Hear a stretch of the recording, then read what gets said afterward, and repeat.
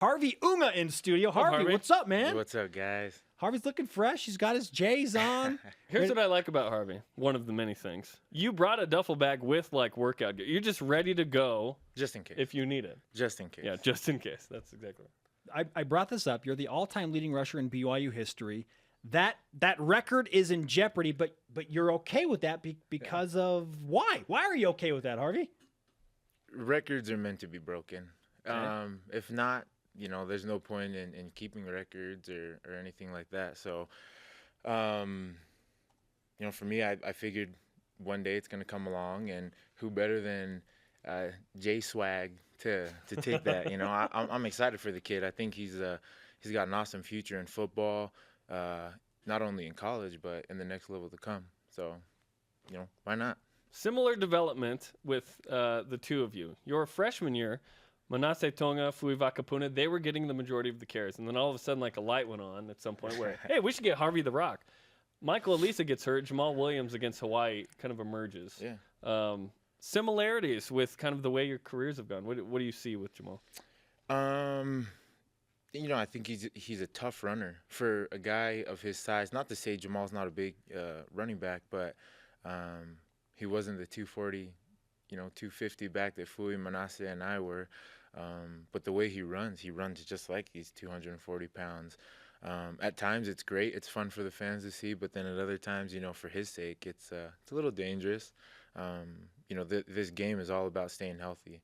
And, I've had my bouts with that. And so to see the way that he runs and everything, at times it scares me, but, he's a great running back, and I'm sure he knows what he needs to do, and I think he's going to succeed wherever he goes and whatever he does. What advice have you given to him in terms of keeping that physicality but staying safe on the field, if at all? Have you had that conversation with him?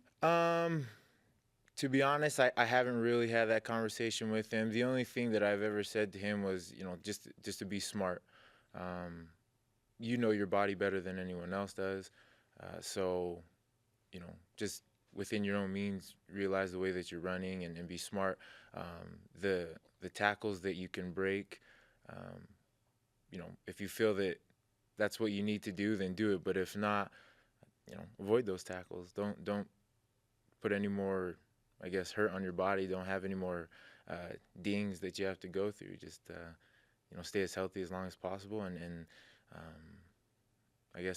avoid those things. I think that's been the message for Bronco Mendenhall to Taysom Hill, and it certainly can relate to Jamaal Williams as well. As if you don't have to take some of those hits, then don't take them.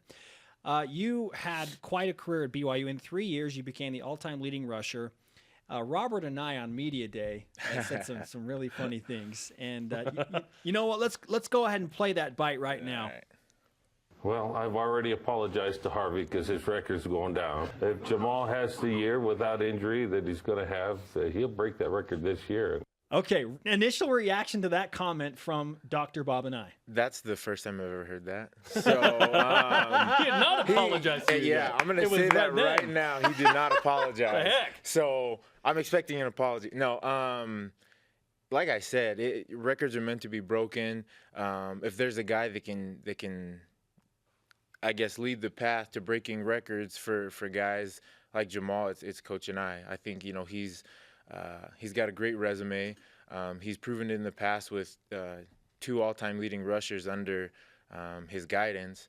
So it's a no-brainer. I think, for sure what Coach and I says he means wholeheartedly, and I believe it too. And,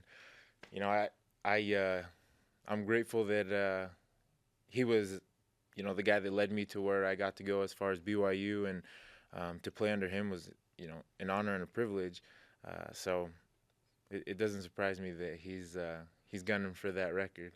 1448 is what he needs to break the record. That would be the second most in BYU single-season history to Luke Staley. Next to Luke, yeah. So that would be quite the season. Yeah. Barring injury, Robert and I said that he thinks Jamal can do it this year. Taysom Hill had more rushing yards than Jamal last year. Where do you see the dynamic of what's a healthy amount to have the ball in Taysom's hands, who seems to be the biggest playmaker, versus getting Jamal touches where he is very effective when he can? To be honest, I think that all ties back to the O-line. If the O-line is going to be able to block, set the pocket and give Taysom time to, to make his reads and pass, he's going to do great.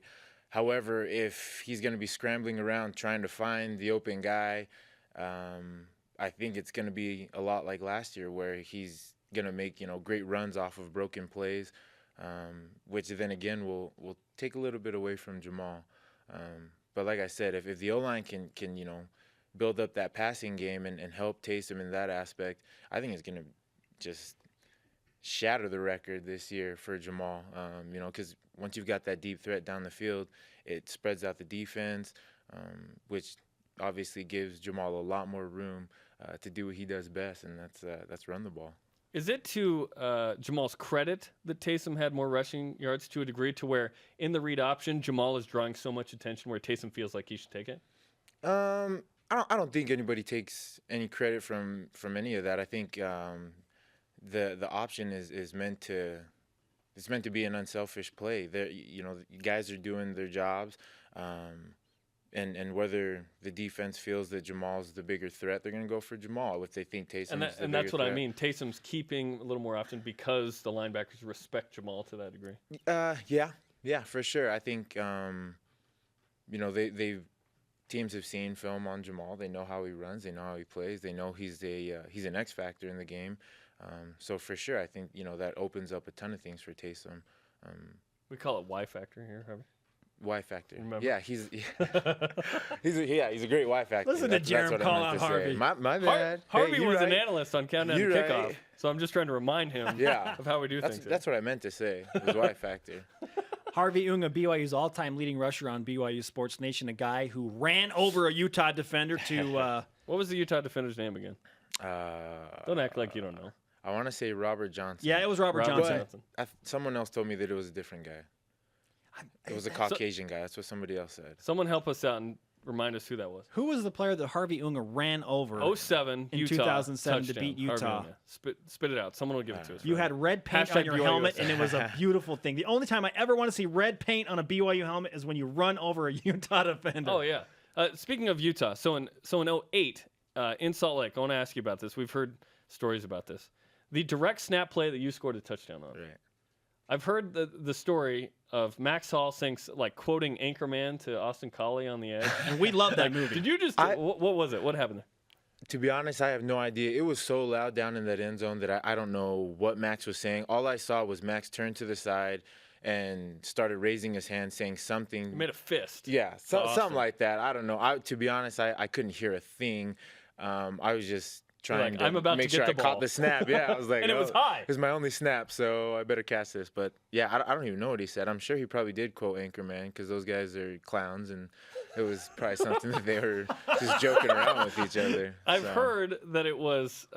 Did you just throw a burrito at me? the Will Ferrell Jack Black line. Oh, I wouldn't doubt it. I'm sure he said something to that extent. That is so fantastic. Have you had another instance like that where someone said it was Steve Tate at Bronco for Prez? Was it Steve Tate? That's what I thought. I don't know. I thought it was Robert Johnson for the longest time. We're going to go back and watch it. I think it was both, right? You ran over two Utah defenders. You trucked two guys to score a touchdown. I don't know. Okay. The legend grows. So in 09 against Air Force, you do the direct snap again. Yeah. But then they called intent to deceive. I got busted, yeah. Isn't that more the entire purpose of football? Busted, right? Yeah. Did they change the rule? Why did that? You did the same play. I think they did change the rule just because of that play, to be honest. I really think that was it. It was so awesome they had to make a rule about it. It was something on the lines of where the quarterback, if he would have just walked out to the side without flailing his hands or saying anything, I think he would have been fine. But when he was like moving his hands around, yelling at the guys, that's the intent to deceive. That's the point. Yeah, that's the point of the discussion from the quarterback is to deceive the defense. That's the purpose of football. Right. That's the whole point of the offense. You're trying to trick the defenders. Yeah. Your formation is intent to deceive. Right. What? No. Yeah, you're right. I don't know. And I think, did you score on that play again, and then they brought it back? It's like, oh. Yeah. So Harvey Unga with us on BYU Sports Nation, the all-time leading rusher in BYU football history. I know a lot of people are interested in what you're doing right now, your playing status. You're a former NFL guy with the Chicago Bears. What is your career path now in terms of football and moving forward? I'm still doors are still open with the NFL. I finished a mini camp a little bit ago with Carolina. It was great. Had a fun time over there. Coach Rivera and his coaching staff were awesome people. Like I said, it's an awesome organization, and had fun out there. But I have no idea what's going to happen in the fall. They brought quite a bit of us out there for tryouts, and only brought back maybe 6 of us out of, like, I think 30. And you were one of those? Yeah, and I was fortunately one of them. But like I said, nothing's ever said and done until it's on paper, it's signed, sealed, delivered, and Yeah. I'm theirs. But it's I don't know. It's kind of I'm not gonna lie. It's testing my patience. Sure. I haven't really played or done what I've wanted to do in the NFL, and so at this time I'm just training as hard as I can, busting my butt to make my way back there, and hopefully get a shot somewhere. I don't know where, but just praying and hoping and working hard in the meanwhile, just to see where everything lies. What happens when this thing happens? When do you go, okay, I'm probably done? Like, how much longer do you want to pursue that? I don't know. I had talked to my father about this, and he and I have always had this discussion since I was younger. But he told me just to run till the wheels fall off. Okay. So to be honest, if things don't work out in the NFL this year, I actually had a talk with Nate Mickle, one of the former wide receivers here, about going to the CFL. And it has been something that's caught my attention. But like I said, doors have been open still in the NFL. So as long as they're open, I'm going to keep trying and run till the wheels fall off. Bottom line is you're not done playing football. No, not at all. Not at all. I feel young. I feel fresh. As healthy as I've ever been. So, yeah, I'm still going to play. Okay, you have probably already answered this indirectly, but we do want to officially ask you the Twitter question today, which is, as you look at BYU football in 2014, and I know you have a lot of close ties with the program, obviously to Jamal and the players, which position group do you feel like feels the most pressure to perform next season?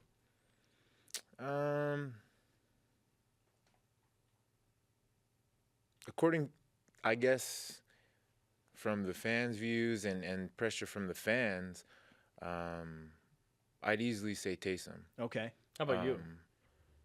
For me as a player, and looking at the season that they had last year and the year before that, I'd have to say the O-line. Yeah. Easily. And that's where we are. Yeah, easily. I think, like I said, that has been the biggest, I think, asterisk as far as the offense goes in terms of how they're going to move the ball, and how the offense is really going to function. And obviously the fans are looking at the glory. They're looking at the wide receivers, the running backs, the quarterbacks, the tight ends, and neglecting to know that those 5 guys up front are going to make all of that work. So I think when it comes to the classroom and when those guys are out there in practice and stuff, I think they feel more pressure from Coach and I than any other position out there. I think, Coach and I, he believes in Taysom, he believes in Jamal, his wide receivers, and tight ends and everything. It's just a matter of getting that O-line in sync with each other. And to be honest, I think that's where the most pressure is for those guys. Do you see them doing it? Yeah, for sure. I definitely could see it. They, I've actually had the chance to go and work out with them a few times, and just the way that they carry themselves now, in years past when I've gone to work out there, it's totally different. Really? It's totally different. These guys have a confidence about them that I think that they had lacked for a while now. And a part of it, I think, goes to this coaching staff. Coach and I comes in with high expectations, and I think those guys are actually stepping up to the plate now and meeting those expectations. Have they met them fully? I have no idea. But I think it's definitely a change from what I've seen when I've been there in the past working out with them. So I think they for sure could, take that burden on them and take it off of, the rest of the guys.